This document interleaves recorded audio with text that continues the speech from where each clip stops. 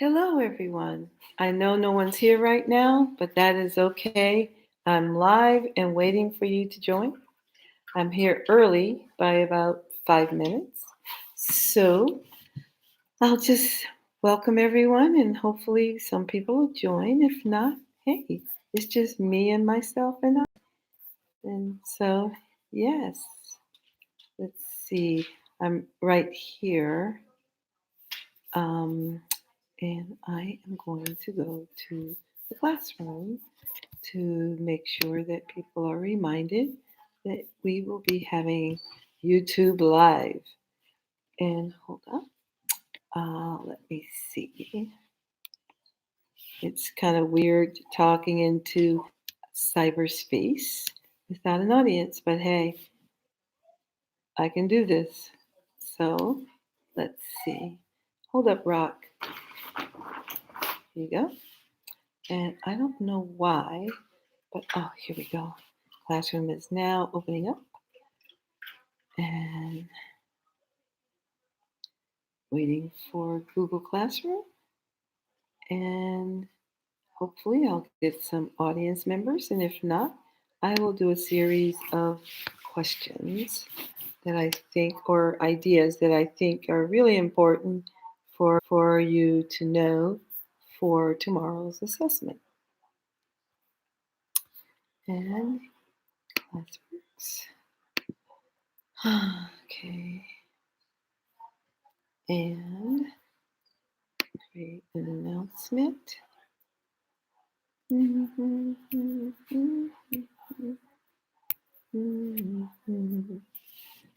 So I hope everybody's had. Oh, there's no announcement. Um, shoot. Let me see if I can do it this way.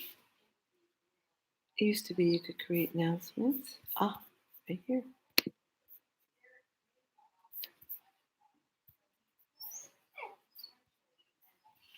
Hold up, Rocky.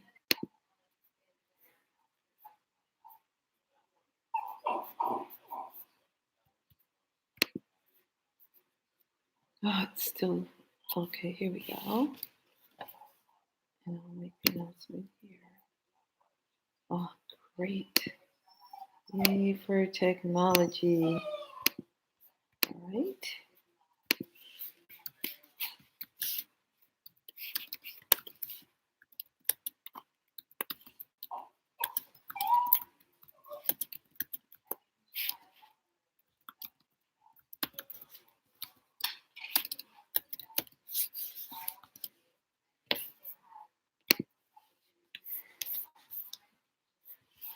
Okay. Yay, post created. Now let me go on to YouTube and hopefully. Oh, still me by myself. That's all right. But welcome to my study session. So, one of the things that I think, two people are here. It's like three. Yay. I love company. Please say hello.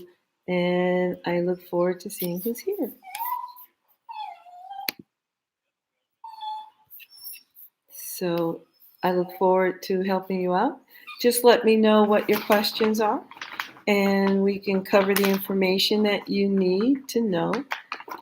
Make sure you pay attention to some of the steps of the formation of the solar system. Of course, we watered it down to make the language easily understandable, and hopefully, you study the cards so that you'll know what steps we are looking for. Okay? Tides.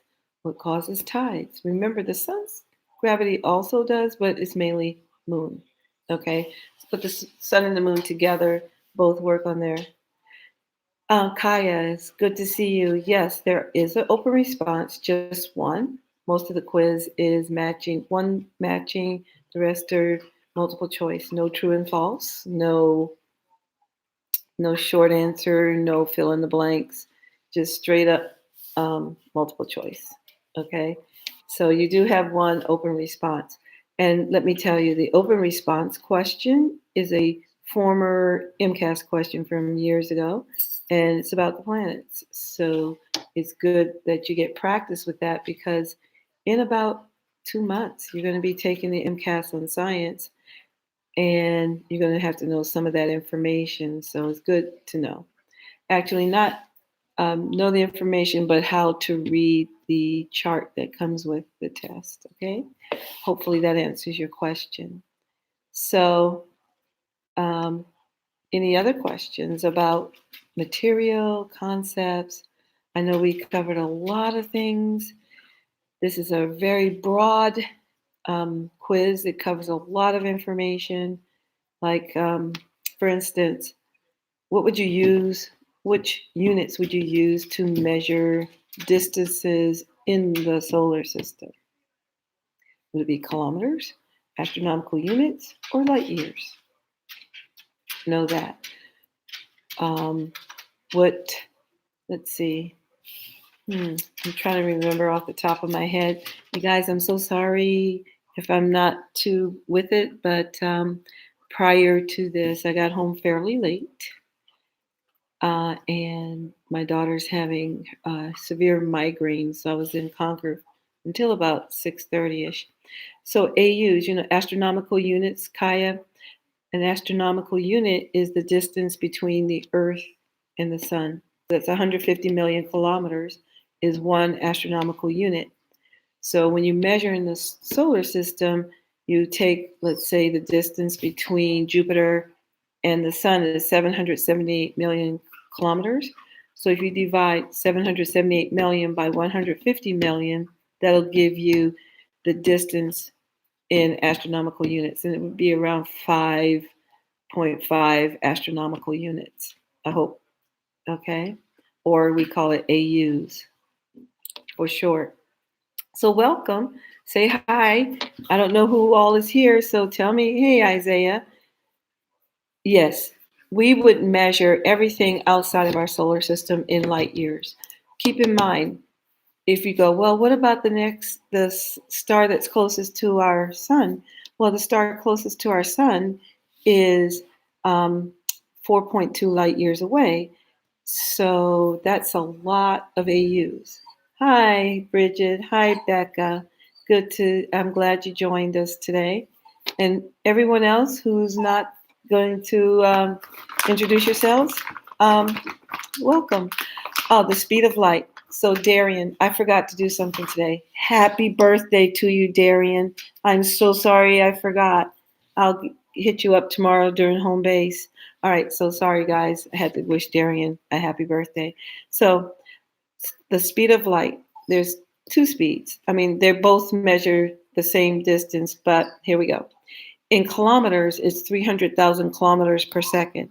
In miles, it's 186,000 miles per second, not hour, per second. Can you imagine how fast that must be? You blink your eyes, and the speed of light is faster than you can blink. Come here, Rocky. My dog is eating because that's the only way I can keep him quiet, so I'm giving him treats. All right, so is there any other question? Do we use light years? Oh, yes. Will the speed of light question be on the test? Yes, but you don't have to tell me the speed of light. You should be able to tell me what it's used for, okay? And that is far more important than knowing it exactly. When you get into the high school and they go over this again, yes, you will know lots of things that you've been introduced to. They will go in greater detail and expect more of you, okay? Now I've got to drink a sip of coffee. Cheers. Wow. Oh, the reason why it says I turned out awesome, the other side says, thanks, Mom. Okay. So, should we always use the metric system? Yes, George. The language of science is metric. And it's really important because we're the only country in the world other than Myanmar, which used to be known as Burma, and Liberia that use the standard system. Every other country in the world uses the metric system. Okay. So it's really important that, especially in science, that we use the metric system. Thank you for asking. And you'll see that everything you've been working with is metric. All of the distances, all the charts are all either kilometers or meters or centimeters or millimeters. You're welcome, George. So, any other questions? So, if you see my arms going down, it's just dog treat for Rocky so he doesn't whine the whole time. Okay. So, any other questions? So, did you guys understand? Like when we do the transit, you won't get a transit graph, but you should know what transit is. You should know what the wobble is. You know, will we ask detailed questions? No, general questions. Okay, very general, easy to understand questions. Hey, thanks. The two people that gave me thumbs up to you too. Um, I think instead of knowing specific distances between the planets, Becca, I think it's more important that you know that as you go away from the sun, the distances between the planets increases. What happens to its orbital period? That increases. That's why Mercury was planet was given the name Mercury because that's the messenger god, and the messenger god runs fast, right? So that's why Mercury is called Mercury. But think of Neptune, it takes 84 Earth years to go one time around the sun. So that's what you want to know. Also, think about the size. Yes, you know that the inner planets are small and dense. They have more density, they're much more dense than the outer planets. The densest planet in our solar system is Earth. Can you believe that? We are more dense than all the other 8 planets. So, um, and you will be given a chart to look at. But some of that, I just want you to know, if you're a rocky planet, you're going to be more dense than a gassy planet. Okay? You're welcome, Darian. Will tides be on the test? Yes. But think about it. What causes tides? What causes the tidal bulge? Can you tell me? Do you know when can you recognize high tide and low tide? We're not going to get too specific because the information that we've given you is we gave you a lot of information that you have to know. So, yeah, do we need to know the name of the galaxy? Or no? Well, what's the name of our galaxy, you guys? Come on now. You can tell me the name of our galaxy. I'm sorry, I'm trying to do this. You can tell me the name of our galaxy. Think of the candy bar. I know you guys don't eat a lot of candy. But do you know the name of our galaxy? Becca, we did cosmic address last time, so we're not going to ask cosmic address. And as far as our local group, that's our group, we're not going to get into that too much. So think of this way. When you have a sun that is aligned with the moon, that is aligned with the earth, thank you, Natalie, the Milky Way. If you look on a Milky Way bar, you will see a tiny little spiral galaxy on the package of a Milky Way bar. Henry, what are you doing on here? Of course, it's not Snickers. This is for your sister, not you, Henry Voslowski. So, bye, Henry. That's cute. Snickers. Anyway, let me get back to Kaya, your question. The sun, the earth, and the moon align in this way. Remember when you have a full moon or a new moon, you're going to get spring tides because the sun and the moon work together pulling on the earth's ocean waters. But when you have a first quarter or a third quarter moon, the sun is pulling this way, the moon is pulling the opposite direction in the 45-degree angle, and so they kind of cancel each other out. Now you're going, well, Ms. Moss, you said that the moon has more of a gravitational force on us than the sun when it comes to the Earth's ocean waters. That is true, but think of this. The moon is close enough so that it can do just as much on the ocean waters as the sun. So, yeah, distance does count. Remember, there's two things that affect the gravitational force of an object. First, its mass, and then the distance it is away from the object. The greater the distance, the less the effect. The closer the distance, more of an effect. Okay? Don't forget to go over that atmosphere chart that we worked on yesterday when we could predict which planet had no atmosphere, which planet had the densest atmosphere, which planets, were in the Goldilocks habitable zone. Okay? Why did the gas giants form before the rocky planets? So, Maya, when you go through the solar system cards, the guys, okay, when you go through the solar system cards, you will see that when the condensing started, it divided into two regions, okay? And because there was a lot of spinning and accretion going on, the planetesimals were getting larger and larger, there was a lot of gas that was captured along with it. Now, with the rocky planets, because it was closer to the sun, you remember they were going to be gas giants, but they ended up as rocky planets. A lot of the gas for the rocky planets was also formed in the layers of the rock as well as above. And it's because oxygen got trapped in the layers of the rock, along with some hydrogen, that we have water like on Earth. Becca, this probably doesn't matter, but does gravity of the other planets have an effect on us? They don't have an effect on us, but it could affect our rotation. Who's to say that Earth's rotation is not wobbling? Okay. But what we have more, and you're talking many, many millions of kilometers, and keep in mind, compared to the sun, planets are really, really small. Okay. And they're really far away.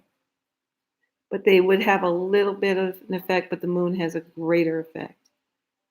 Hey, Ennis, and thank you for the. Okay, so any other questions? And Kaya, did I answer your questions? Because I know I started and then I saw another question. So if I didn't, re-ask it so I can do it again.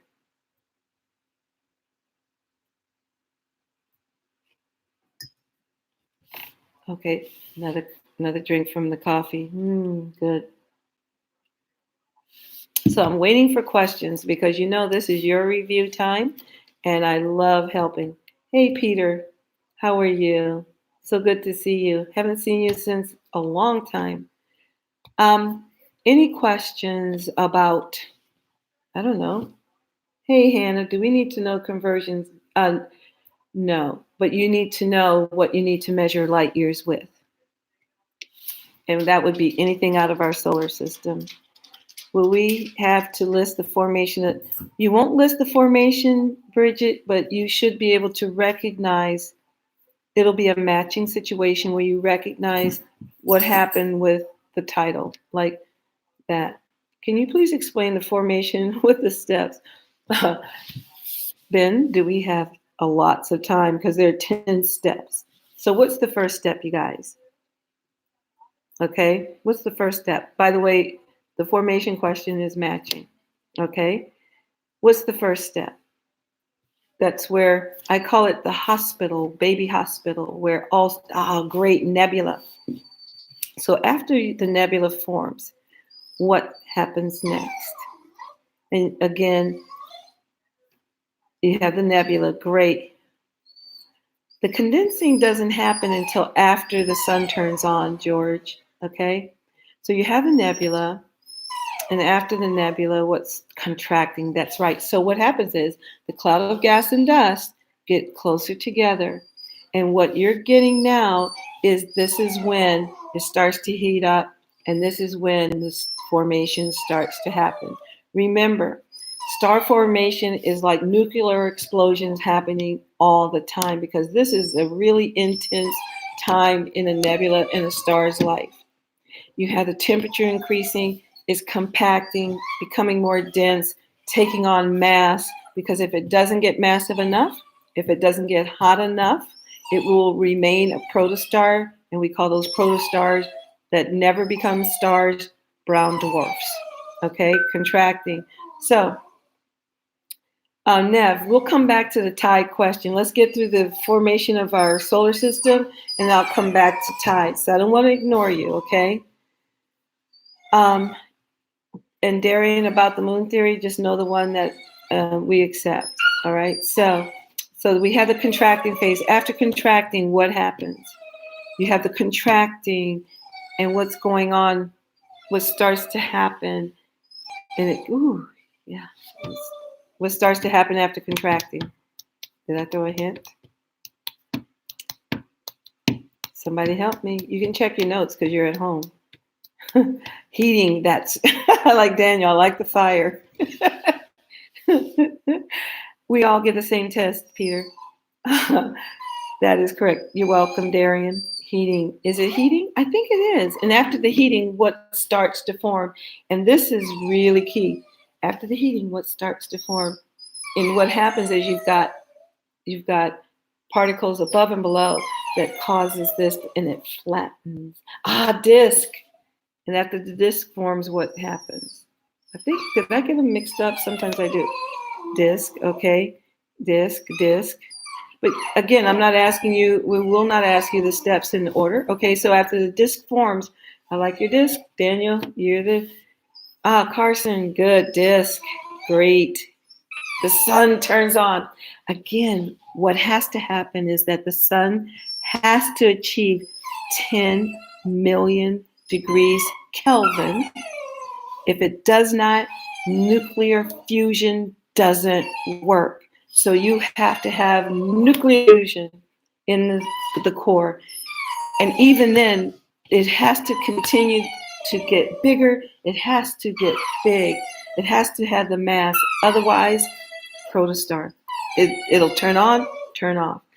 So during this phase, we're talking about millions of years for a star to form. So now we've got this beautiful star. And I think, did I do all 5 steps?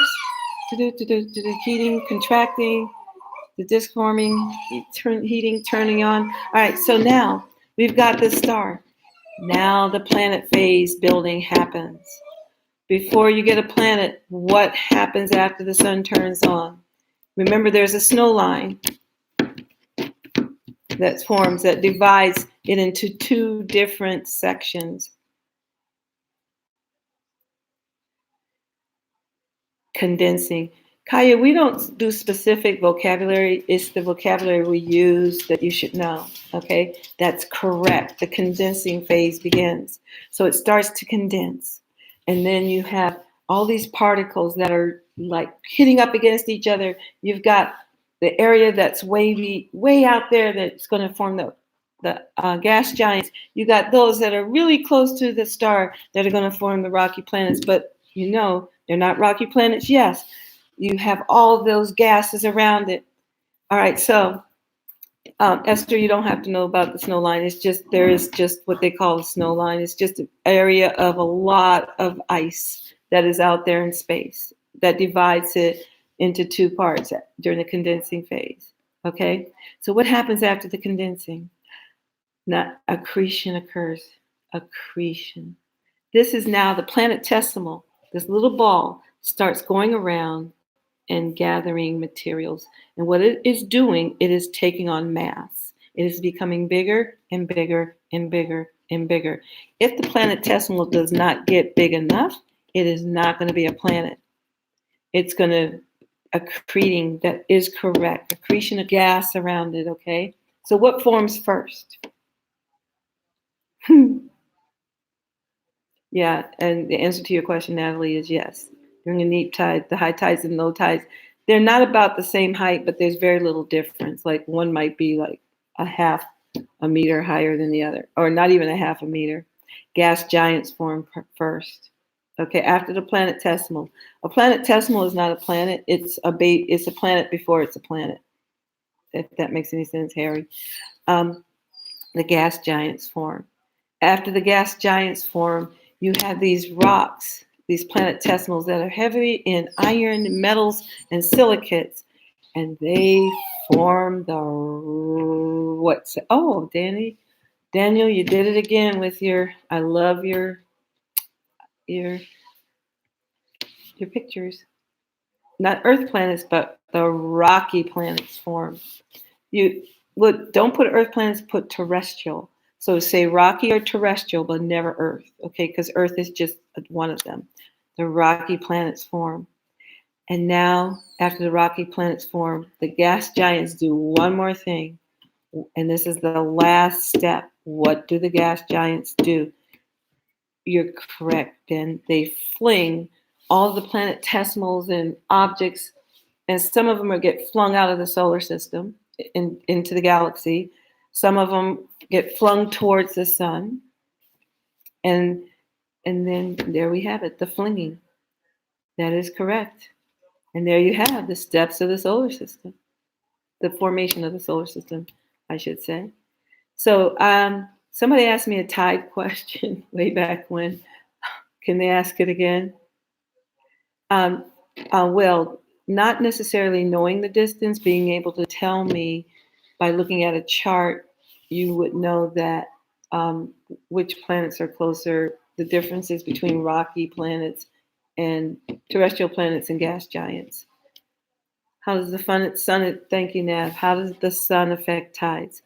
The sun, its effect on tides is pretty negligible until you get to um, spring tides because it works in conjunction with the moon to pull in the ocean waters. But so it works with the moon during spring tides and opposite the moon during neap tides. Is that hopefully that answers your question? So let's help Kennedy, the formation of the moon. So what is the most accepted theory in the formation of our moon? Somebody just type it away. You're welcome, Will. What is the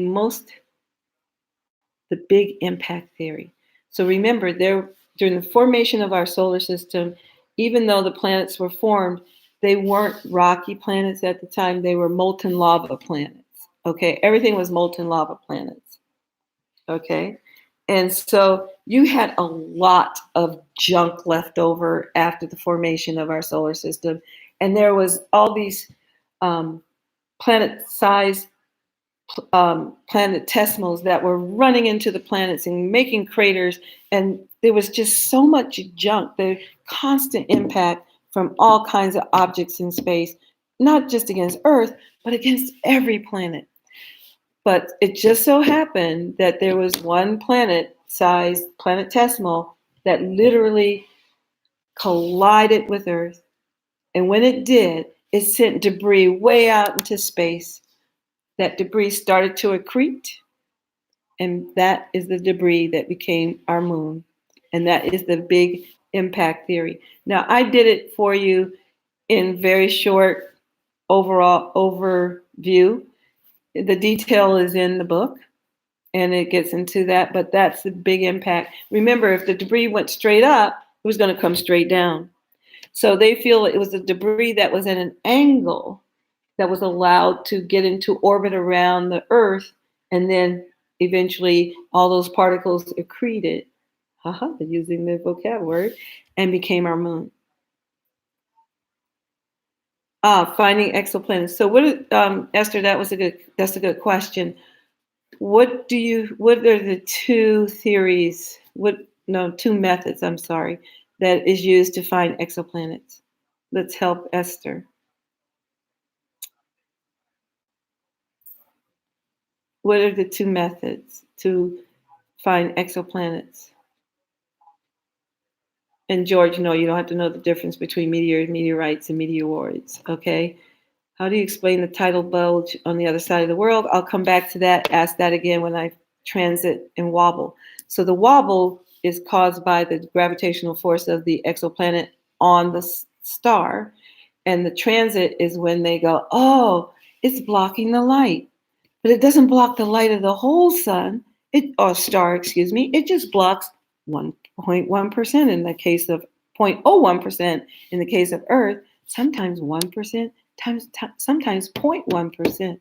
So you get a chance, you get a, you get a chance to see that it was these transit that allowed them to be able to determine the number of exoplanets around the star and the size of the exoplanet around the star. Okay, very good. You guys got it. So now, so how do you explain the tidal bulge? Remember, the moon pulls on the water, but it also pulls on the earth.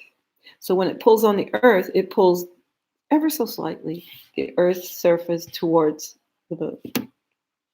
Correct? On the part that this is the moon, we're talking about the part that's closest to the moon. But it also pulls on the other side of the earth too. Now, what happens to the gravitational force as you move further and further and further away from the source of the gravity? It gets less. So it pulls not as much. So on the far side, the side that's opposite or farther away from the moon, the high tide is not quite as high as it is closer to the moon. Hopefully that helps. Oh no, Esther, it's not the sun. The moon's pulling on the earth. Okay? Is the asteroid belt like a kind of sphere? No, you know what? The asteroid belt is kind of like flat. So even though we have dimensions, everything lines up like this. And so when you get to the asteroid belt, it fills the whole space area, and it's 500 miles thick. And imagine trying to get a spacecraft through a lot of rocks and some building-sized rocks. Kind of scary. Do we need to know the planets, how the planets vary in temperature? So here's what you need to know, Peter. As you move away from a star, what happens to the temperature of the planet? Now, there are exceptions, okay, like Venus, but what's the trend of the temperature of the planets? Somebody help Peter. What happens to it?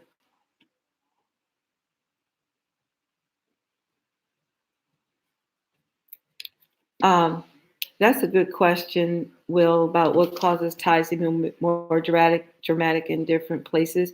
Could be terrain. I think you're thinking of the Bay of Fundy in Nova Scotia. It could be the shape of the land that would cause the ocean waters to be able to come in and out easier. And that place, that is key. No, it actually, Isaiah, the asteroid belt fills up the entire space between Mars and Jupiter. It's not closer or further away from the other. It's just the whole way. How do you know how many planets there are based off the graphs? So, Sophia, remember when the line, okay, what am I going to draw? I have very little paper. Oh, look, I found paper. What does that say? Sequencing. Oh, okay. So remember, you had this squiggly line right here, and then you had a line coming down like this for the transit. Okay, can you see that, you guys? Can you see those lines going down? Sorry, I'm a bad artist. Okay, so but let's say I had something like this.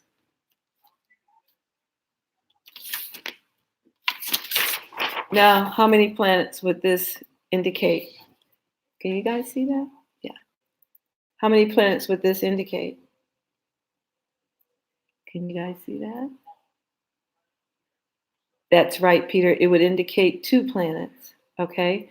So they're looking at these lines represent when the light was blocked by a planet to by a planet from the sun. So that guys got it. Yay. Yay, team. Yay, team. All right. All right. Will there be an open response? There's one open response. The rest are, you go pretty fast, and it's the last question. So, yeah. Okay. So, yay. I'm glad you guys see that. Carson, oh no. Carson, this is science. When have we not given an open response? Hey, you got to answer it. I got to read you answer one. I read. How come Venus doesn't follow the trend of getting colder?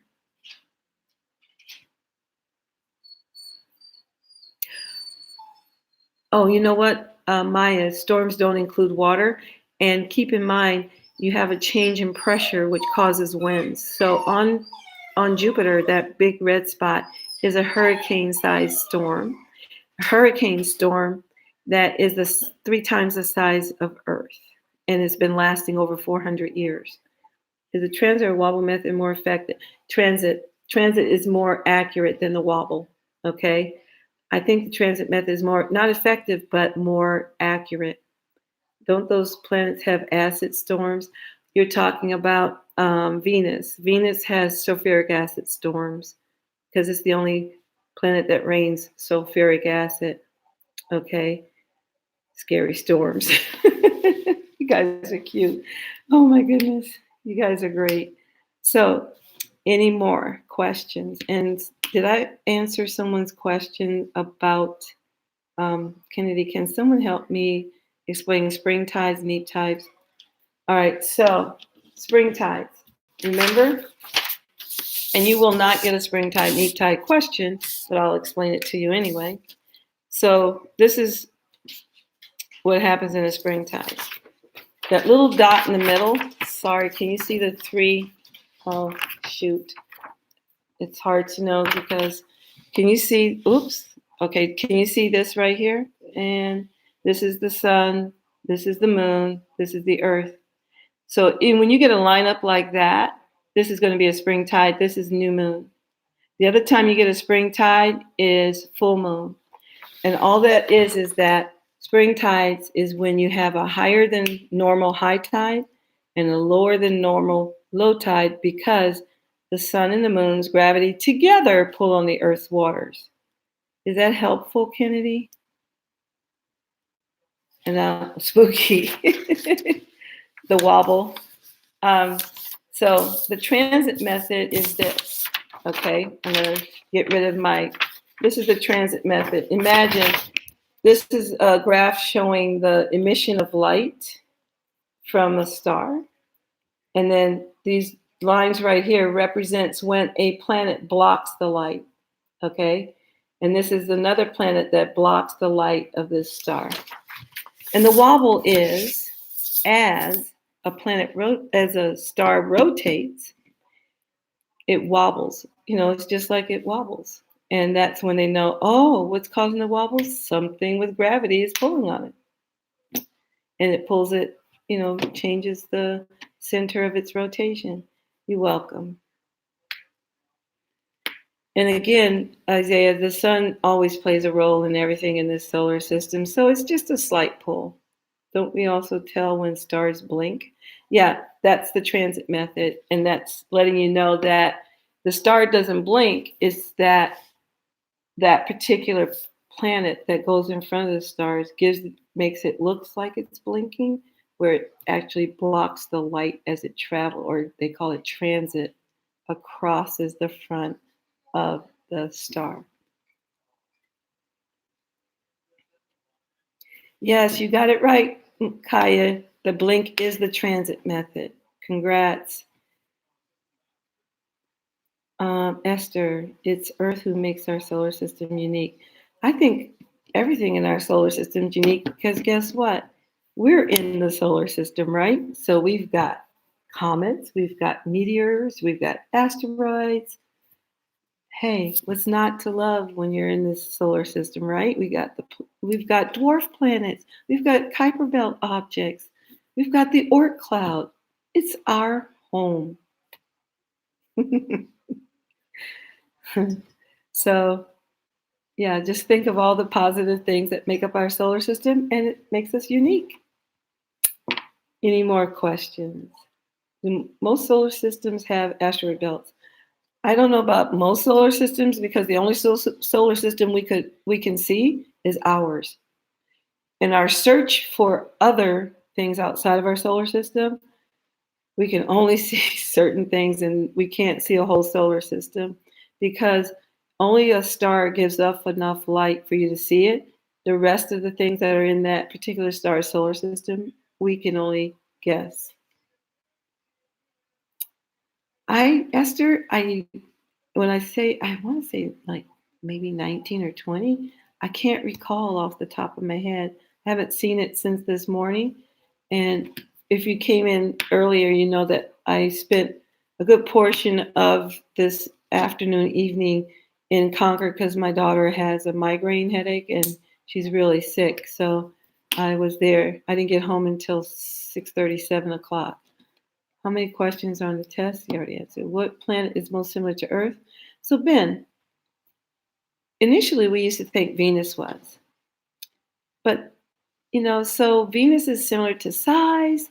They thought it was going to be Earth like our twin, and then, it's so hostile. And Mars has very little atmosphere, and the atmosphere it has is mostly carbon dioxide. But it's more livable than Venus. So if I had to choose the two, I think I'd want to choose Mars, even though Venus is supposedly our twin. Okay. Um, you're welcome, Esther. Hope your daughter. Thank you, Maya. I'm really concerned about her. I bought her some medicine, some bananas because maybe that might help with the migraine with the potassium, and some magnesium. It also might help with the migraine. But I told her just stay in the dark room, keep it real quiet, get off of any electronics. Yeah. So yeah, tell you, being a mom, you never stop being a mom. Okay. You always worry about your kids. So, any other questions, you guys? I really am here, and I'm so glad that you have a lot of them. Yeah, they are rough. She can't hold down food. That's another thing. Um, any other questions? I'm all set. Oh, you're welcome, Nev. And you know what, you guys? It is 8:37. But if you want to stay on with more questions, please feel free. But a good way of doing well on the test is a good night's sleep. And I think you have social studies tomorrow, but I will be in before school, as always. And you can come in the morning. Let's see, tomorrow is D Day. Oh, you know what? I have absolutely no prep period until last period. Oh my goodness. You're welcome, Lulu. I'm always here to help. Oh, he did. Thank you, Kennedy, for letting me know. But anytime you need any help, so come in tomorrow morning after you study tonight, and you don't have to put up with my bad art because then I can go on the active board and use real pics. Okay? I meant to bring a whiteboard home, but it's at school still, so sorry. Um, oh, he did. Hope you did well, Becca. You're welcome, you guys. As always, I'm always willing to help, and if in the old days I used to go to school and be there at night. So you're welcome, Isaiah. You guys get some sleep. Make sure you eat your breakfast because it's food in the morning too. And of course, my home base. Hopefully, if we'll get our snacks in. If not, I've got brain food. I did some brain food shopping today, so you got plenty of brain food. Okay. So good night, everybody. Get some rest. If you think of a question, email me tomorrow morning. I'll check my email and then I'll make sure that I address that and I'll email you back. So check your email. Oh, you're welcome, Becca. You guys just get a lot of rest. Take care of yourself. And you know what? It's been a pleasure. I'm the lucky one to actually be your teacher. So I'll see you guys tomorrow. Bye and good night, you guys.